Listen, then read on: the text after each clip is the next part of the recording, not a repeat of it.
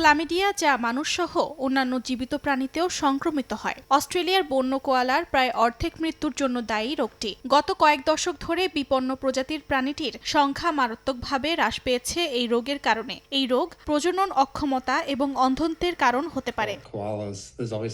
Chlamydia রোগ প্রতিরোধী vaccine অনুমোদিত হয়েছে অস্ট্রেলিয়ায়। সানশাইন কোস্ট বিশ্ববিদ্যালয়ের ক্লিনিক্যাল মাইক্রোবায়োলজি বিভাগের গবেষক ও লেকচারার স্যামুয়েল ফিলিপস জানান, নতুন ভ্যাকসিনটি ক্লামিডিয়ার 3টি ভিন্ন প্রোটিনকে লক্ষ্য করে, যা বিস্তৃত প্রতিরোধ ক্ষমতা তৈরি করে। এর সঙ্গে ব্যবহার করা হয়েছে একটি অনন্য অ্যাডজুভান্ট, যা একক ডোজে কার্যকর হওয়ার সুবিধা দেয়। ফলে কোয়ালার বারবার হাসপাতালে আনা বা ধরার প্রয়োজন হয় না।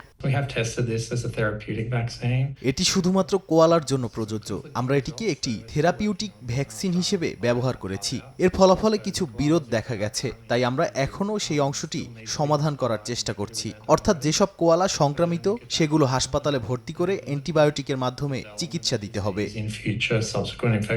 বিশেষজ্ঞরা মনে করছেন এটি কোয়ালার জীবনের দীর্ঘায়ু এবং প্রজনন ক্ষমতা বজায় রাখতে গুরুত্বপূর্ণ ভূমিকা রাখবে। তারা আরও জানান, কোয়ালার মধ্যে এই রোগের দ্রুত প্রতিরোধ গড়ে তোলার ক্ষেত্রে একক ডোজের ভ্যাকসিনটি একটি গেম চেঞ্জার হিসেবে কাজ করবে। অর্জিতা শেহজিন, সময় সংবাদ।